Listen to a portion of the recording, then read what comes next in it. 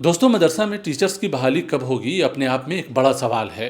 मदरसा board भी ये कहता है कि मदरसे में टीचर्स की कमी है।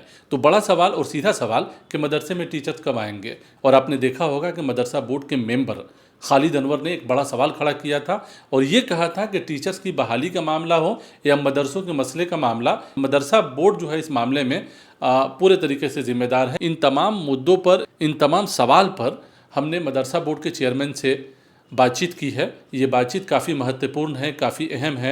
मदरसा तालीम से थोड़ी सी भी दिलचस्पी आपकी है या मदरसे से आप जुड़े हैं तो ये वीडियो आपके लिए है, ज़रूर देखिए। बिहार मदरसा बोर्ड को लेकर और ख़ास तौर से टीचरों की बहाली को लेकर पूरे बिहार में चर्चा है और मदरसा बोर्ड के चेयरमैन भी कह रहे हैं कि मदरसों में शिक्षकों की बहाली होनी चाहिए।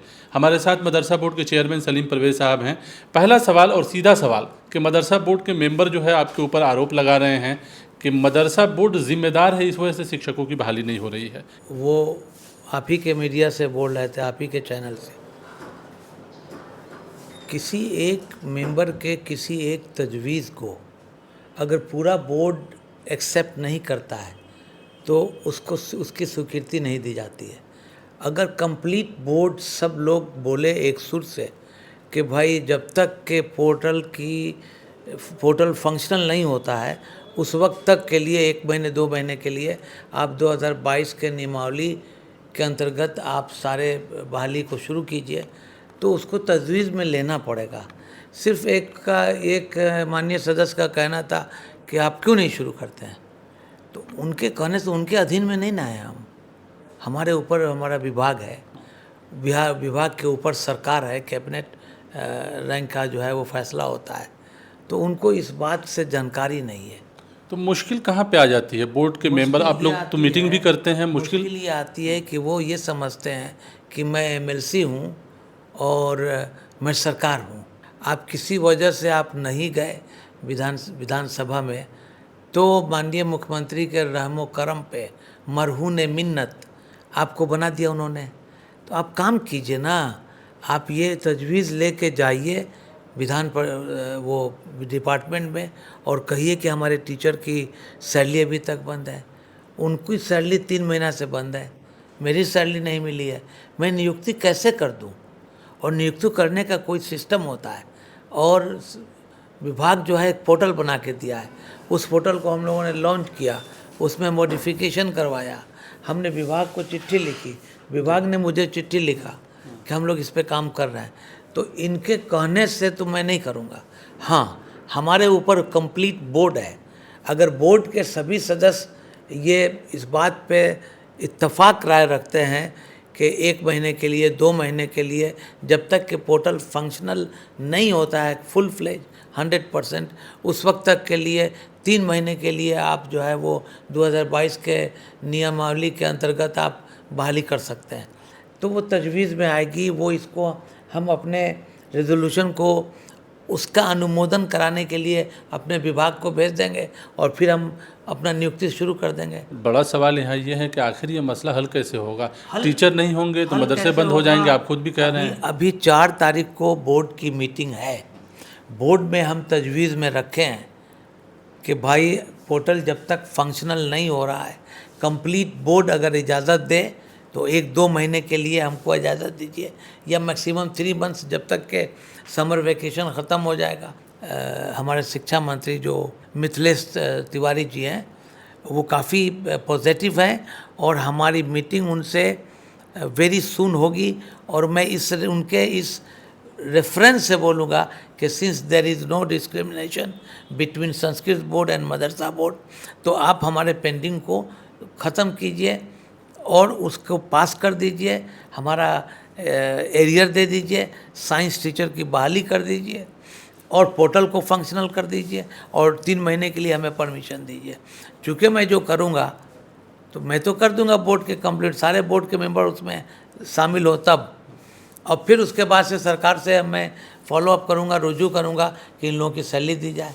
लेकिन आज भी सुबह फ़ोन आया था मेरे पास कई ज़िला से, उनके उन शिक्षकों को, असातिज़ा को पिछले 3 महीना से सैलरी नहीं मिला है।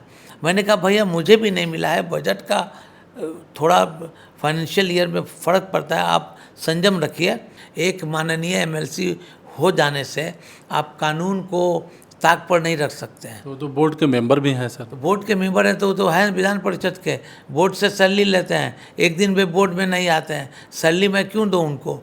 उनको तो काम करना चाहिए, आके रोज आना चाहिए, 2 घंटा बैठना चाहिए, बोर्ड में क्या क्या कमी है, क्या हो रहा है। Since you are getting paid from madrasa board, you have to come every day, like me I do come. Sir एक सवाल है यहाँ पे कि ये जो मसला रहेगा, रस्साकसी रहेगी, तो टीचर की बहाली का मामला तो कहीं ना कहीं खटाई में रहेगा। तो क्यों? हम जी नहीं, क्यों रस्साकसी रहेगा? There is no comparison between me and him, कोई कंपैरिजन नहीं है। वो एक माननीय सदस्य हैं, बोर्ड के मेंबर हैं। माननीय नीतीश कुमार जी ने मुझे चेयरमैन बनाया, अध्यक्ष। मैं अपने नियम के अंतर्गत काम कर रहा हूँ, एक्ट के हिसाब से। तो सर हम ये समझे कि आप ये कह रहे हैं कि मदरसा बोर्ड के जितने मेंबर हैं, अगर मेंबर ये कहते हैं कि इस पॉलिसी पर आप काम कीजिए, पुराने तरीके से बहाल कीजिए, तो फिर एज ए चेयरमैन जो है आप फिर से जो है टीचरों की बहाली पुराने तरीके से आप हाँ, करेंगे। एकदम। जब कंप्लीट बोर्ड, मेरे ऊपर बोर्ड है और बोर्ड के वो एक सदस्य हैं, member, he is not chairman of Madrasa board. अगर वो सारे मेंबर आके मुझे बोलते हैं कि पुराने नियमावली 2022 के रेफरेंस से आप 3 महीने के लिए बहाली कीजिए, 3 महीने के अंदर, जब तक कि आपका पोर्टल फंक्शन नहीं हो जा रहा है, I do agree with them. क्योंकि सहाफ़त मीडिया से ही वो बात करते हुए उन्होंने कहा कि बहाली नहीं हो रही है तो मदरसा बोर्ड जिम्मेदार है। तो मेरे एक मेंबर के कहने से हम बहाली कर लें? कौन है वो?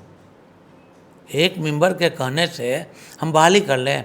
शब्बीर साहब हैं, खुर्शीद साहब हैं, शमसुल हुदा के सीनियर प्रिंसिपल मशहूद साहब हैं, वो सब सारे बात को जानते हैं। यानी क्लियर हो गया कि मदरसा बोर्ड के मेंबर अगर बोर्ड की मीटिंग में अगर ये बात कहते हैं कि बहाली पुराने तरीके से होना चाहिए, तो फिर ये शुरू हो जाएगा। एकदम शुरू होगा। हमसे ऊपर बोर्ड है, लेकिन बोर्ड के एक सदस्य के डायरेक्शन को मैं नहीं मानूंगा। आपको भी मालूम है कि वो कैसे बने हैं। आप बन के माननीय हो गए तो आप कानून बगाड़ रहे हैं।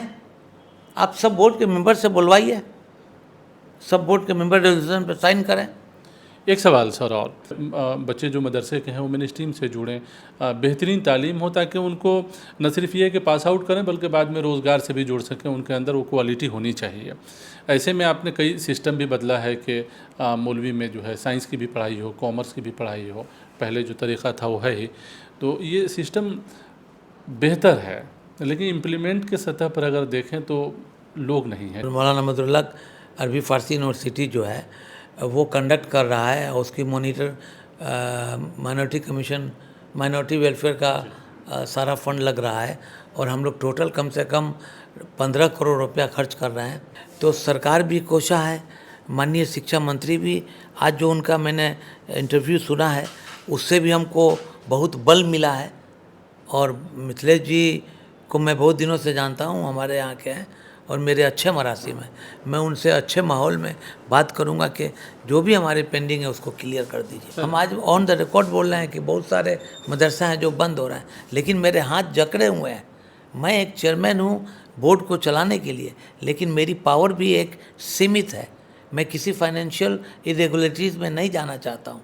बोर्ड के सारे मेंबर रुजू करते हैं कि इसको ऐसे किया जाए, तो मेरे ऊपर बोर्ड है, बोर्ड को मैं मानता हूँ, लेकिन किसी एक शख्स के कहने से मैं इस पे कोई अमल नहीं करूँगा जी। और सर इंटर में जो मौलवी में है कि कॉमर्स भी पढ़ाई हो रही है, साइंस की भी पढ़ाई शुरू कर दिया है आपने। साइंस टीचर नहीं है और कॉमर्स के भी टीचर नहीं है और पहले से भी टीचर नहीं है, तो ये तो मैं आपकी बात मानता हूँ, और यही मसला जो है वो उसमें मौलाना मदरुल हक में भी है कि फाजिल आलिम फाजिल की पढ़ाई हो रही है, टीचर नहीं है जी। लेकिन ये मौलवी तक की पढ़ाई है। मैंने बहुत मदरसा के जिसका इंफ्रास्ट्रक्चर ठीक है, जो फाइनेंशियली थोड़ा साउंड है, मैंने उनको कहा कि खिदमत के तौर पे कुछ प्राइवेट टीचर लेके पढ़ाइए जब तक कि इन लोगों का जो है नियुक्ति नहीं मिल जाए। तो मैं कई बार कह चुका हूँ कि एक दिन में कुछ होता नहीं है, कोशिशें जारी रहती हैं। यानी कोशिश आपकी सतह से जारी। कोशिश, मेरी नीयत साफ़ है, मैं काम करना चाहता हूँ। 10 से 5 तक मैं काम करता हूँ। जिस किसी को भी ज़रूरत है आके बैठे, अपनी सुझाव दे, मतलब ये कि बेनिफिशियल जो सुझाव होगा इन द इंटरेस्ट ऑफ मदरसा, तो हम उसको क्यों नहीं मानेंगे। मैं भी तो एक मुस्लिम घराने से हूँ। बस यही बात है कि मैं एक अति पिछड़ा का बेटा हूँ, आप जो चाहिए बोल के निकल जाइए, ये सलीम परवेज़ के लिए मुमकिन नहीं है। तो क्या ऐसे मदरसों पर सर कार्रवाई नहीं होनी चाहिए जो मैनेजमेंट कमेटी के झगड़े में उलझा हुआ है, पढ़ाई पर बिल्कुल ध्यान नहीं है, बच्चे वहाँ आ नहीं रहे हैं और सिर्फ सियासत हो रहा। देखिए, मैनेजमेंट कमेटी का मसला तो है, कुंभा परवरी तो ये लोग करता है, जो सच बात है। इसलिए कि मैं सिर्फ और सिर्फ अल्लाह से डरता हूँ, जो सच है वो सच है। ये जो एक बीमारी है मैनेजिंग कमेटी का, इसी को तोड़ने के लिए हम लोगों ने पोषक क्षेत्र बनाया कि एक आदमी बैठा हुआ है मुंगेर में, एक आदमी बैठा है गोरखपुर में, मदरसा चल रहा है, बच्चे परेशान हैं, टीचर परेशान है डिमांड बिल के लिए। इसलिए पोषक क्षेत्र के लोग ही मदरसा चलाएंगे। इसका कानून आमिर सुबानी साहब जब चीफ सेक्रेटरी थे, उनके अध्यक्षता में हम लोगों ने कमेटी बनाई थी। उसमें थोड़ी सी संशोधन करने की ज़रूरत है, उसको भी हम लोगों ने लेटर लिखा है। और सबसे बड़ा बर्निंग इशू है कि इस बोर्ड के मीटिंग में which will be falling on 4 जून, उसमें हम लोग रखेंगे कि हाफिज़ की प्रोन्नति, प्रमोशन उसके काबिलियत के हिसाब से बोर्ड जो है ये तय कर पाएगी कि उसको दिया जाए, क्योंकि अभी भी पेंडिंग है। और एक हाफिज़ जब IAS बन सकता है तो वो आगे टीचर से आगे क्यों नहीं बन पाएगा, उसका प्रमोशन क्यों नहीं जाना चाहिए। करीब 5,000 से 7,500 शिक्षक की आपने बात कही थी कि जगह है जिस पे बहाली हम अनकरीब करने वाले हैं, तो क्या यकीन दहानी कराएंगे लोगों को। हमको तो आज विभाग से मिल जाए तो हम 24 आवर्स मदरसा बोर्ड में बैठेंगे, सिर्फ इसलिए कि ये कौम का असासा है, इसको बचा के चले जाएं। तो विभाग नहीं चाह रहा है क्या? नहीं, विभाग नहीं चाह रहा। विभाग ने पोर्टल बनाया, ट्रांसपेरेंसी चाहिए। हम किसी फाइनेंशियल इरेगुलरिटीज़ में नहीं पढ़ना चाहते हैं, और जहाँ पे ये सब होता है वहाँ पे लोग जेल जाते हैं, मैनिपुलेशन करते हैं। और सलीम परवेज़ विधान परिषद के सभापति भी रहे, उपसभापति भी रहे, कभी मेरे दामन में छींटा नहीं लगा आज तक। अब आखिरी वक्त में इस छींटा हम लगने नहीं देंगे और नियम के मुताबिक हम काम करेंगे और जल्दी हो जाएगा। चलिए, बहुत शुक्रिया हमसे बात करने का। तो ये थे मदरसा बोर्ड के चेयरमैन सलीम परवेज़ साहब, जिनका कहना है कि शिक्षकों की बहाली का मसला जल्द हल होगा। उस सिलसिले में मदरसा बोर्ड भी कोशिश कर रहा और विभाग भी। बहरहाल इस प्रोग्राम में इतना ही, हमें दीजिए इजाज़त। शुक्रिया।